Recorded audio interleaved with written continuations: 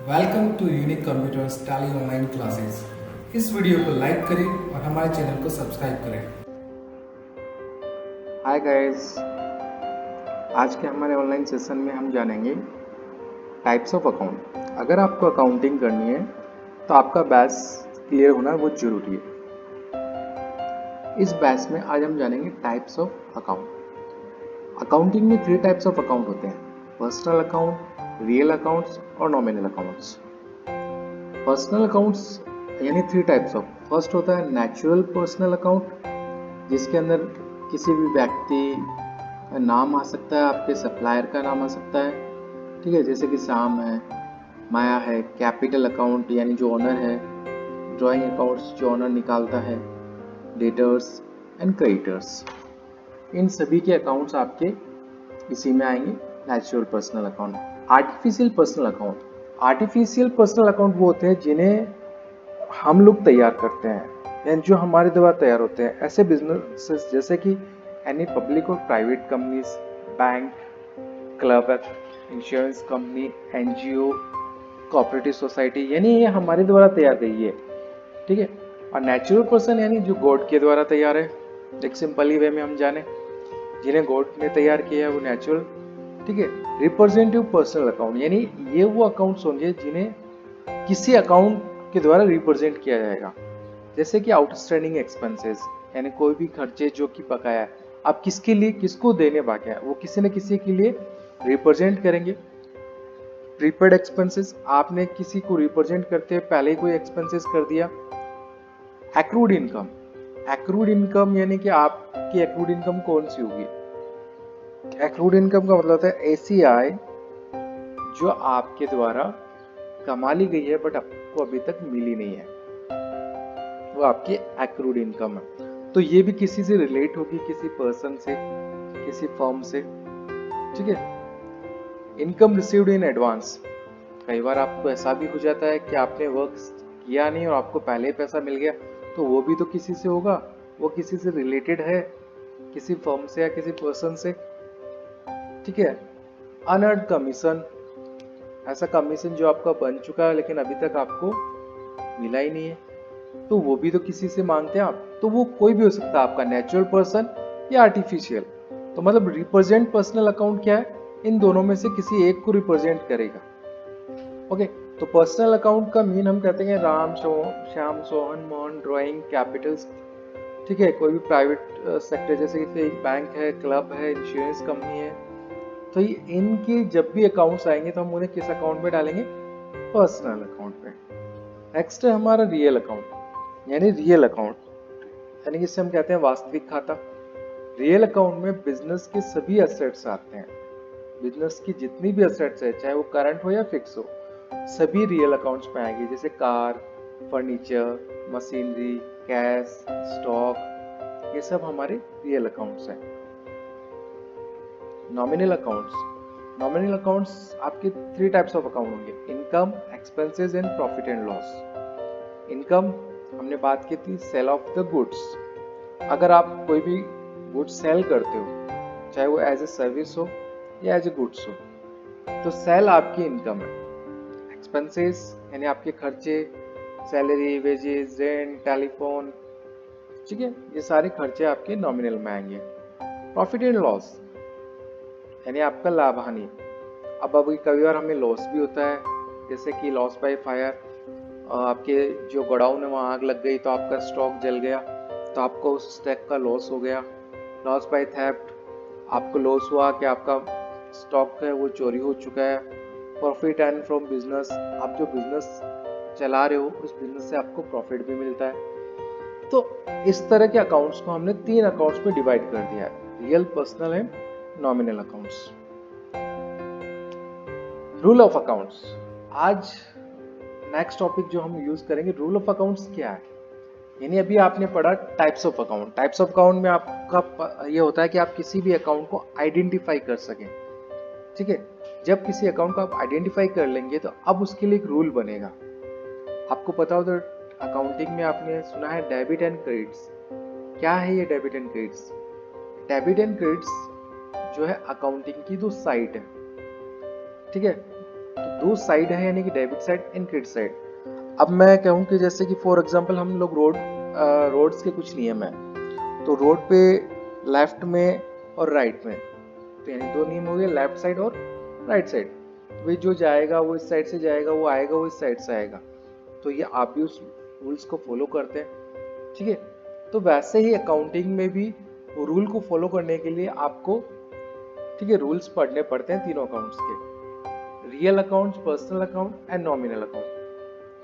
Real accounts का नियम है what's come in debit what's goes in credit, यानी जो बिजनेस में आता है उसे आप डेबिट साइड में लिखेंगे और जो बिजनेस से जाता है उसे आप क्रेडिट साइड में लिखेंगे। रूल सिर्फ अप्लाई होगा रियल के लिए, यानी आपके असेट्स के लिए। अगर आपके सामने कहीं असेट्स अकाउंट्स होगा तभी आप इस रूल को यूज करेंगे। फॉर एग्जाम्पल हमारे पास एक एग्जाम्पल है कि purchase a computer ₹23,000 in cash, यानी 23,000 रुपए में आपने एक कंप्यूटर खरीदा नगद से। अब यहाँ पे सबसे पहले तो बात आती है ट्रांजेक्शन कि ट्रांजेक्शन जो हो रहा है वो कौन सा है, तो हमने कहा कैश ट्रांजेक्शन है, ठीक है। कैश ट्रांजेक्शन आपने किसके लिए किया, आपने कहा मैंने कंप्यूटर के लिए किया, तो आपने इन दोनों को यहाँ पे लिखा computer account and cash account. Computer क्या है, हमारी असेट्स, हमारी संपत्ति है, तो हमने उसको किस अकाउंट में लिया, रियल अकाउंट में। कैश भी हमारी क्या है, संपत्ति है, तो इसको भी हमने रियल अकाउंट में लिया। यानी कि जो चीज हमारी है, जिस पे हमारे अधिकार हैं, वो हमारी संपत्ति है, राइट। अब रूल के अकॉर्डिंग चलते हैं। What's come in business debit, what's goes in business credit. अब इस ट्रांजेक्शन को पढ़ के हम जानते हैं कि बिजनेस में क्या आया। तो जब आप कोई चीज खरीदते हैं तो वो खरीदी हुई चीज आपके पास आती है, मीन्स आपने कंप्यूटर खरीदा तो कंप्यूटर आपके पास आया। आप कौन है, हम कह रहे हैं आपके पास आया, तो आप एक बिजनेस है, क्योंकि अकाउंटिंग बिजनेस के लिए की जाती है। तो आप एक बिजनेस हैं, तो बिजनेस के पास कंप्यूटर आया, तो आया तो हमने उसको किस साइड लिखा, डेबिट साइड। अब कैश बिजनेस में आया गया, तो जब आप कोई चीज खरीदोगे तो ये तो नहीं है कि कैश आपके पास आएगा, खरीदोगे तो आपको उसको कैश देना पड़ेगा, तो वो कैश आपके बिजनेस से गया, तो आपने उसको कहाँ लिखा, क्रेडिट साइड, राइट। तो यानी जो चीज आपकी बिजनेस में आती है आप उसको डेबिट में रखेंगे, जो चीज आपकी बिजनेस से जाती है आप उसे क्रेडिट में रखेंगे। ये है आपके सिर्फ रियल अकाउंट का रूल। नेक्स्ट है हमारा पर्सनल अकाउंट। पर्सनल अकाउंट यानी किसी व्यक्ति, संस्था या कंपनी, हम नॉर्मली इसको यूज करें कि ये अकाउंट किसके लिए बना है, किसी व्यक्ति के लिए, किसी संस्था के लिए, किसी कंपनी के लिए। तो as per the rule receiver debit, यानी पाने वाला, वो डेबिट साइड में लिखा जाएगा, गिवर देने वाला क्रेडिट साइड में लिखा जाएगा, ठीक है। आप जैसे इसको एक एग्जांपल से समझते हैं, purchase a computer 23,000 in credit from MS-SK enterprises. आपने मेसर्स SK एंटरप्राइजेस से कंप्यूटर उधार खरीदा, तो किस टाइप का ट्रांजेक्शन है आपका, क्रेडिट ट्रांजेक्शन है। तो क्रेडिट ट्रांजेक्शन है तो इसका मतलब कैश और बैंक तो नहीं है, ठीक है। क्रेडिट ट्रांजेक्शन आती है एक चीज क्लियर होती है, कैश और बैंक यूज नहीं होगा, तो यूज होगा जिसके साथ आपने क्रेडिट ट्रांजेक्शन किया है उसका नाम, मेसर्स SK एंटरप्राइजेस। ट्रांजेक्शन किस चीज के साथ हुआ, कंप्यूटर, तो दोनों अकाउंट्स हमने लिखे, कंप्यूटर अकाउंट और SK एंटरप्राइज अकाउंट। अब हमें आइडेंटिफाई करना है कि ये दोनों कौन कौन से अकाउंट से रिलेटेड है। कंप्यूटर क्या है हमारे लिए, as per the terms of account हम इस चीज को कह रहे हैं संपत्ति। संपत्ति कौन से अकाउंट में आती है, रियल अकाउंट में, हमने उसके सामने लिख दिया रियल अकाउंट। SK एंटरप्राइजेस क्या है, एक फर्म का नाम है, तो किसी भी फर्म का नाम, कंपनी का नाम हमने कहा था किस में आता है, पर्सनल अकाउंट में। अब दो अकाउंट्स हमारे पास, रियल अकाउंट और पर्सनल अकाउंट। तो रियल अकाउंट में कंप्यूटर है, तो रूल क्या पढ़ा था हमने रियल अकाउंट का, रूल था बिजनेस में जो आता है उसे डेबिट करो, बिजनेस से जो जाता है उसे क्रेडिट करो। तो कंप्यूटर बिजनेस में आया या गया, तो आपने ट्रांजेक्शन को पढ़िए, परचेज किया तो इसका मतलब आया, तो आया तो हमने उसको डेबिट साइड लिख दिया। पर्सनल अकाउंट में SK एंटरप्राइजेस कौन है, कंप्यूटर देने वाला है या कंप्यूटर पाने वाला है, तो वो तो कंप्यूटर हमें दे रहा है, तो वो कौन हुआ, गिवर। तो गिवर को हम क्या करेंगे, credit, okay. Nominal account, nominal में हमने 3 चीज ली थी, एक्सपेंसेस, इनकम और प्रॉफिट एंड लॉस। तो as per the rule all expenses and losses are debit. आप सभी एक्सपेंसेस और लॉसेज को डेबिट करेंगे। All income and profit are credit. आपकी जो भी इनकम है और प्रॉफिट है उन्हें आप क्रेडिट साइड लिखेंगे। तो हमने कहा पे द 5000 रेंट बाय कैश। आपने 5000 रुपये नगद दिए। क्यों दिए? किराए के, रेंट के। तो सर आपने रेंट के पैसे दिए, इस मीन्स अब आपको यहाँ पे उसको एक ट्रांजेक्शन का प्रारूप देना है। तो आपने लिखा रेंट और कैश। रेंट आपके लिए क्या है? एक्सपेंसेस है, क्योंकि आप पैसा दे रहे हैं। कैसे दे रहे हैं? कैश से। तो रेंट नॉमिनल में आया, आइडेंटिफाई किया, कैश रियल में आया, आइडेंटिफाई किया। तब रूल्स लगाने इन दोनों के। तो नॉमिनल्स का रूल है all expenses and losses are debit, all income and profit are credit. तो रेंट क्या है इनमें से?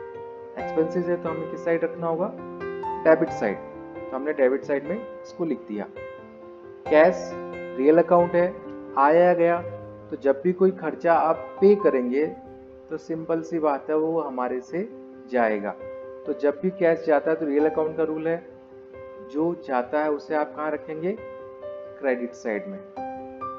ओके, तो ये हमारे आज टाइप्स ऑफ अकाउंट और रूल ऑफ अकाउंट्स थे। नेक्स्ट सेशन में मिलते हैं हम नए के लिए। Thank you.